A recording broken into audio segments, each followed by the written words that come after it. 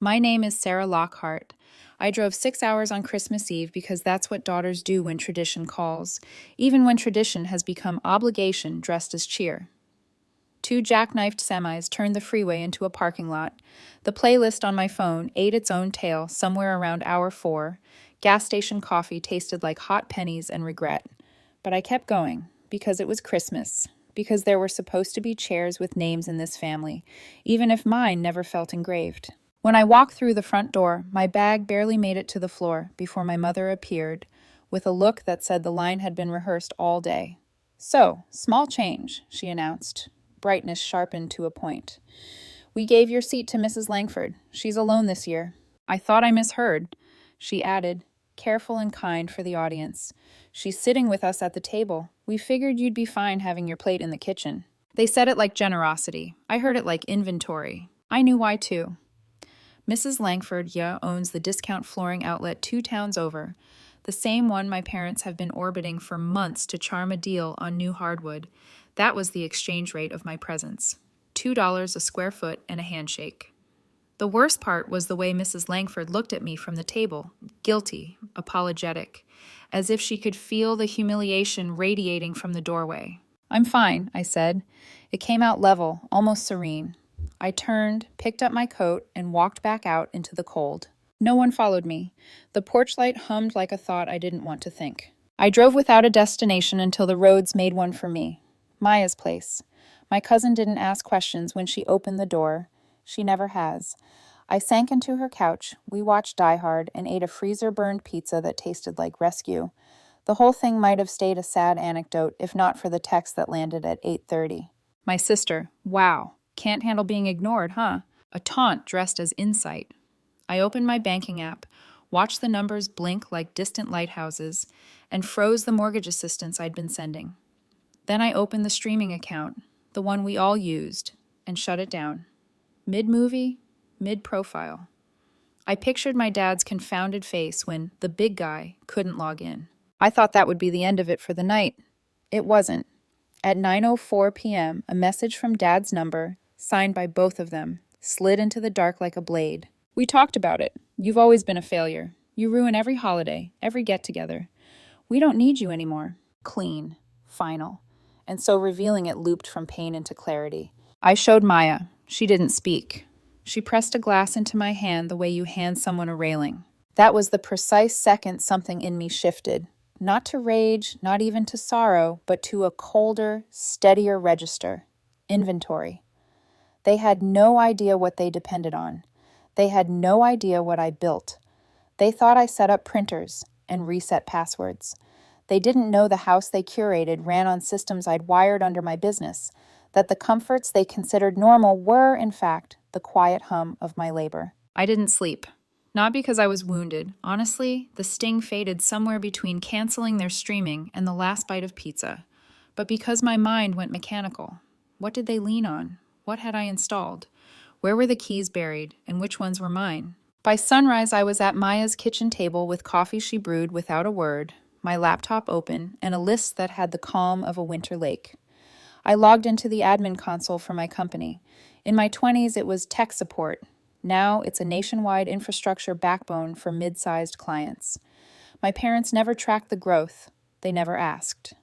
It served them to believe I fixed computers, because utility is easier to love than agency. First action, 7:10 a.m. I suspended their cloud license. That single toggle would quietly take down the home camera network, the smart locks, and their thermostat control, every comfort they bragged about, every alert they ignored until they needed me. Next, the family phone plan. I didn't cancel it. That would be performative. I transferred ownership to them. Except in 72 hours, or the lines go dark. Then I opened the mortgage portal. The cosigner removal would take longer, but I initiated the process anyway. Without my credit and income, they wouldn't qualify the way they did when someone called me kiddo and slid the papers across the desk. After that, I went hunting for the quiet tributaries, the ones that seem small until they all run dry. The password manager I'd given them, the Prime account that delivered their every whim in cardboard smiles, the storage unit housing holiday decor, and my dad's vintage tools, which I paid for temporarily 3 years ago. One by one, I turned the taps off.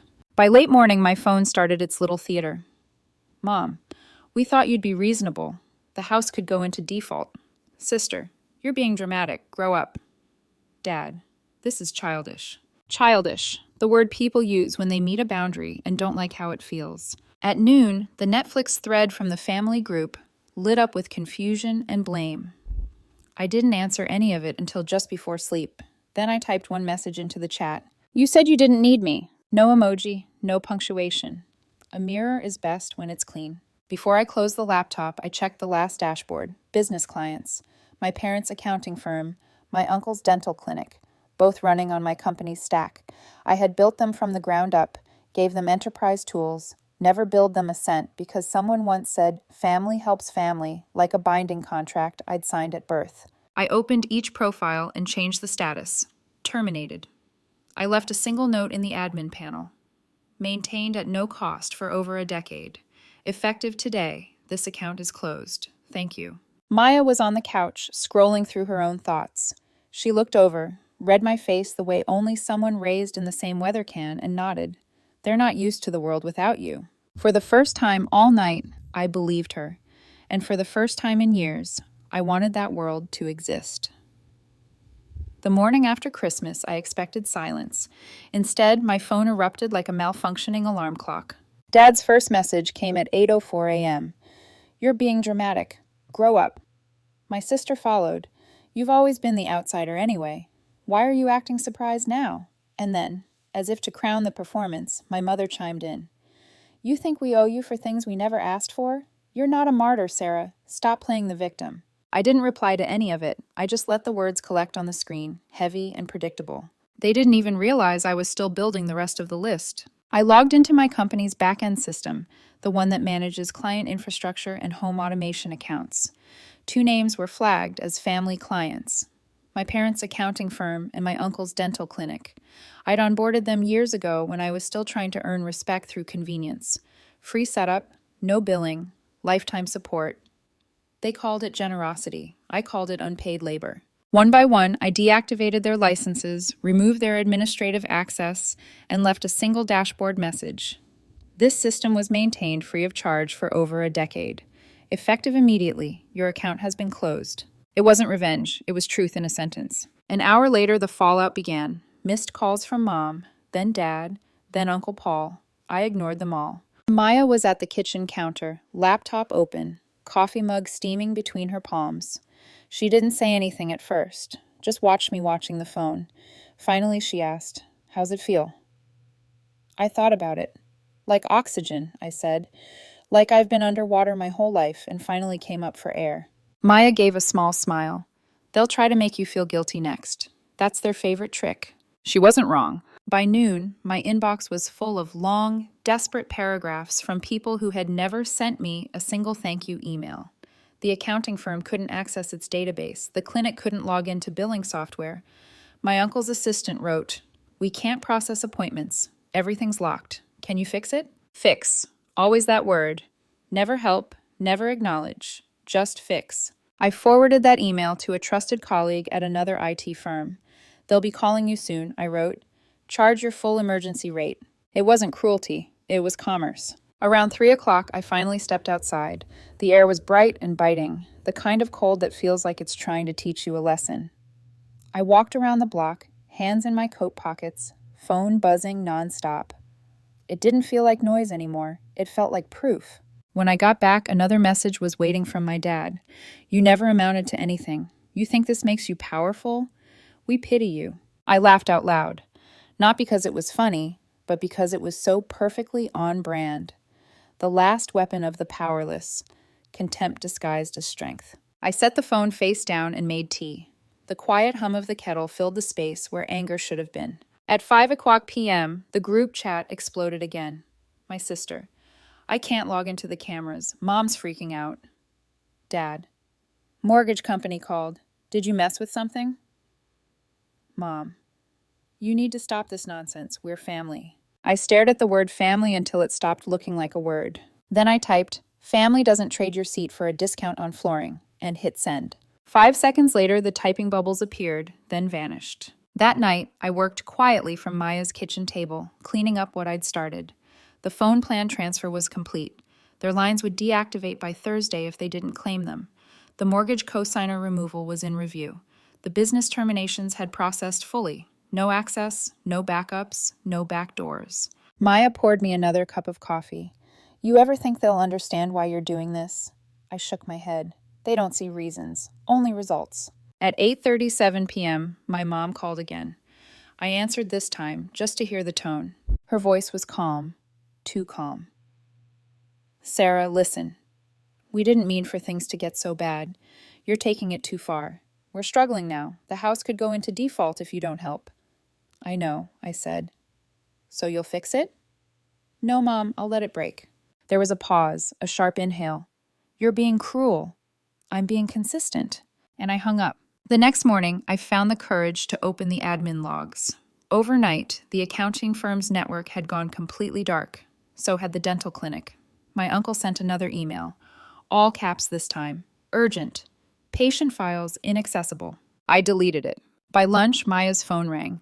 She frowned when she saw the caller ID. Your mom's trying me now. Don't answer, I said. She didn't. We sat there for a while, listening to the winter wind tapping the windows. Finally, Maya said softly, They're not angry, you know. I raised an eyebrow. They're scared. They just don't have another word for it. That line stuck with me, because she was right. For the first time, they couldn't reach me, couldn't control the story, couldn't manipulate the silence. At 2:36 p.m., another text came in from Dad. We just thought you liked helping. You never asked for anything, right? I stared at it for a long time. That was the whole problem in one sentence. If you never ask, they never have to give. If you never make noise, they call you quiet instead of invisible. That night, as the sun bled out over the rooftops, Maya and I walked down to the old lake where we used to skip stones as kids. The ice shimmered like glass. She turned to me. You're finally free of them, aren't you? Not yet, I said. Freedom's not silence. It's when their noise stops echoing. We walked home in quiet agreement, each breath frosting in the cold, knowing the next step wasn't destruction. It was distance. The first real evidence that my absence was sinking in came on a Wednesday morning when I opened my inbox and found a single-word subject line. Help. It was from my uncle's clinic manager. She wrote that their billing system had frozen overnight, that none of the staff could access patient records, and that my uncle was in a panic. We didn't realize everything ran through your network, she admitted. Please, if you could just reset it. I didn't even finish reading. I forwarded it to a trusted colleague and added one line. They'll need full recovery service. Charge your emergency rate. It wasn't about revenge. It was about making them live in the economy they'd built. By noon, my dad's number flashed across the screen. I let it ring. Then my mom. Then my sister. Over and over until it became background noise. Maya sat across from me at the kitchen table, working quietly on her laptop. Finally, she looked up. You know they're going to show up in person, right? I know. You ready for that? I wasn't sure, but I nodded anyway. Around 3 o'clock, another text arrived. This time from my mother. We didn't mean it, Sarah. We were just upset. Everyone says things they don't mean around the holidays. That phrase, everyone says things, scraped through me like sandpaper. I'd heard it all my life. They said it after every insult that landed too hard, every jab disguised as a joke, every manipulation disguised as care. Say it, deny it, forget it. Their holy trinity of family logic. I typed back 3 words and deleted them before sending. There was no point. An hour later, another message came through, longer this time. It wasn't about not wanting you there. We were trying to help Mrs. Langford feel included. She's important to us, especially now that she's giving us a deal on the new flooring. We thought you'd understand. That was it. The quiet confirmation I hadn't realized I'd been waiting for. They didn't even deny it. They justified it. I showed the message to Maya. She read it once, then gave a small, disbelieving laugh. So, your seat was worth $2 a square foot. I smiled, but it wasn't joy. It was exhaustion. Guess I was overpriced. At 4:19 p.m., my phone buzzed again. Not from them this time, but from Ellie, my cousin, my uncle's daughter. They're telling everyone you destroyed the family, she wrote. They told me to stay away from you, said you're dangerous now. Dangerous. like independence was violence. I called her immediately. Ellie answered on the first ring. Her voice trembled at first, but steadied as we talked. She told me everything. The pressure to take over her dad's clinic, the arranged introductions to approved men, the guilt, the control, the way her choices were treated like rebellion. "It's not just you, Sarah," she said. "They've done this to all of us, just different flavors of it." By the end of the call, she said something I didn't expect. "I want out too, not just emotionally, legally. I want to build something new, with you." I didn't answer right away. I just sat there, phone warm in my hand, trying to remember the last time someone in our family had said they admired me. I couldn't. When I told Maya about the conversation, she didn't seem surprised. She's brave. Maybe braver than either of us were at her age. That night, the wind came hard against the windows. I was halfway through a spreadsheet when my sister's name lit up the phone again. I almost ignored it. Almost. "Are you still paying for my spring tuition?" Not even a hello. Not even an attempt at pretending it was about something else. I stared at the message for a full minute, then typed back one word: no. I could practically imagine her reaction, her shock, the frantic call to Mom, the whispered conference that would follow. She's just being dramatic. She'll come around. But not this time. This wasn't revenge. This was rebalancing. For years, I'd been the quiet engine behind their comfort. I'd kept the house warm, the accounts paid, the network secure. I'd made it look easy, and they mistook easy for endless. Now the lights were out, and they were realizing they never learned how to flip the switch themselves. Maya joined me on this porch that night, wrapping an old blanket around her shoulders. The sky was a sheet of dull gray. Somewhere in the distance, a neighbor's wind chime rang like laughter. "They're going to come here," she said. "I know." "You ready?" I nodded. "Let them." They showed up the next afternoon, just after 2. The doorbell rang, followed by a series of impatient knocks.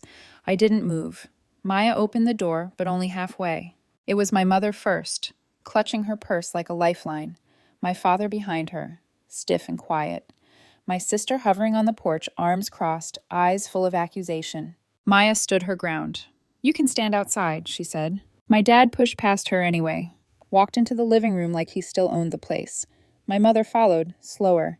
My sister stayed near the door, silent but smirking. I was at the kitchen table, laptop open, but I didn't stand. Dad spoke first. "You look tired." I didn't answer. Mom jumped in with her script. "Families fight. It's the holidays. Things got said in anger. We didn't mean it." She waited for me to respond. I didn't. Then came the real line: "We need you." There it was. The truth, wrapped in a plea. Not "we miss you," not "we're sorry," just "we need you." I stood up slowly. Maya moved to stand beside me. "You didn't want me," I said. "You made that clear. You told me I ruined everything. You didn't need me until I stopped fixing your mistakes." Dad started to interrupt, something about heat of the moment, but I kept going. "You used what I built. You took credit for what I gave. And when I stopped, you called me dangerous. You don't want family. You want function." My sister's patience snapped. "So you're just cutting everyone off because of one night?" I laughed. For the first time in days, it sounded real. "This isn't about one night. It's about 20 years. Mom's voice cracked. "We didn't know how much you'd done for us." I shook my head. "You didn't know because you didn't care. It worked, and that was enough." The silence that followed was deep, almost peaceful. "Leave," I said finally. No one argued. They just moved slowly back toward the door. But before my dad stepped out, he turned to me and said, "You'll regret this, Sarah. Family is all you have." I met his eyes. "No, Maya's family, Ellie's family. You're just people I grew up around." They left without another word. The door closed behind them with the soft click of something permanent.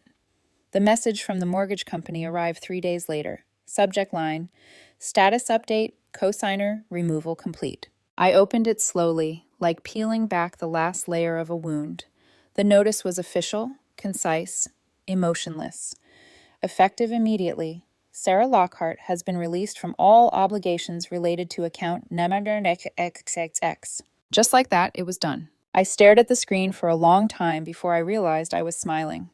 Not because I wanted to celebrate, there was no confetti moment here, but because something inside me finally stopped clenching. For years, I'd been the invisible foundation, the one holding everything steady while they lived comfortably above me. Now, the weight was theirs alone. That night, Maya found me standing at the kitchen window, the document still open on my laptop. "You look lighter," she said. "I feel like someone finally took their hand off my throat." "Then it's about time," she said softly. But even with that new air in my lungs, there was still one thing left to do. I had to say goodbye properly, on my own terms. The next afternoon, I drove to my parents' house, the one I'd grown up in, the one that used to feel like gravity. It looked smaller than I remembered. The shutters were chipped, the driveway cracked. A single strand of Christmas lights still hung half dead across the porch. My dad opened the door before I knocked, like he'd been waiting. My mom stood behind him, cautious, rehearsed. The air inside smelled like old pine candles and cold dinners. I didn't step fully in at first, just looked around. The furniture hadn't changed. Same dining table, same chairs. I could still see the faint scratches on the corner where I'd done my homework as a kid. "I came to say thank you," I said. My mom blinked. "For what?" "For reminding me who you really are." She flinched, hand rising to her chest like she'd been physically hit.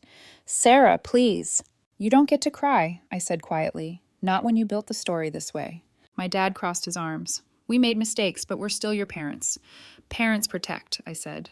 "You leveraged." He started to speak again, but I cut him off. "You made me believe I had to earn a place here. You only called it love when it looked good on you. I spent half my life fixing your messes, and you called it help. You never once asked how much it cost." My mother's voice broke. "We didn't know."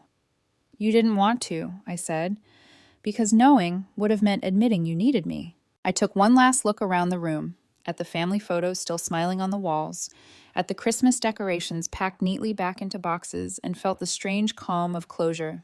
"You'll figure it out," I said. "You always do, just not on my back anymore." I turned and walked out before they could say another word. Outside, the air was cold enough to sting. Maya was waiting in the car with the engine running.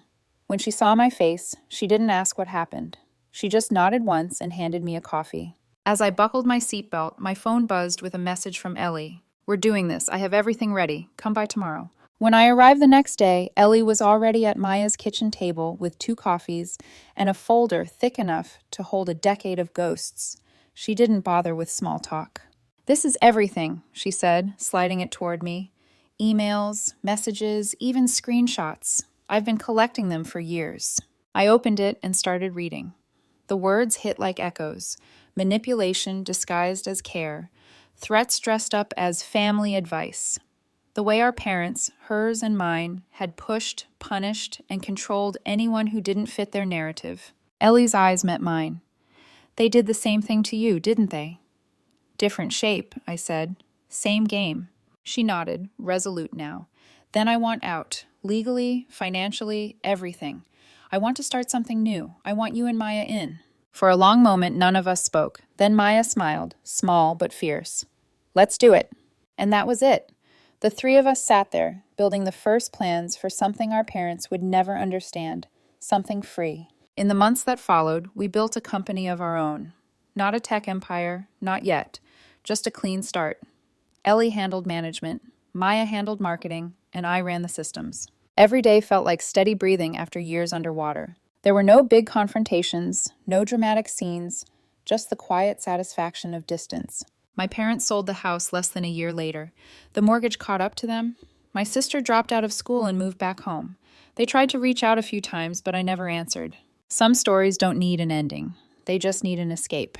Name in neat, looping handwriting I didn't recognize. I almost threw it out. Bills, business mail, the usual clutter.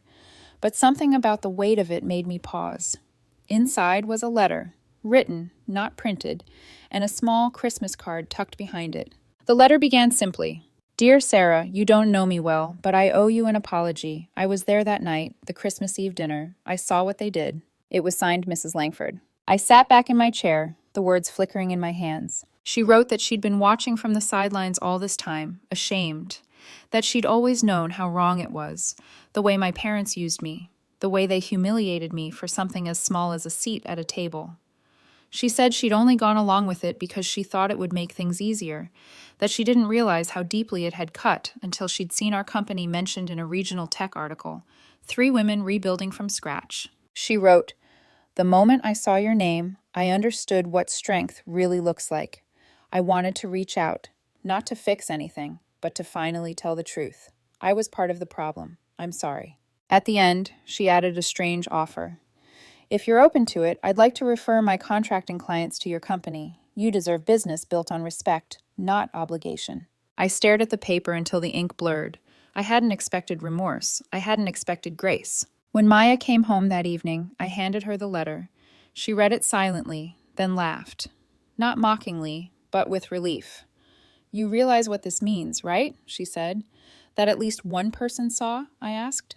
That, she nodded, and that the universe has a wicked sense of timing. Ellie arrived the next morning, coffee in hand as always.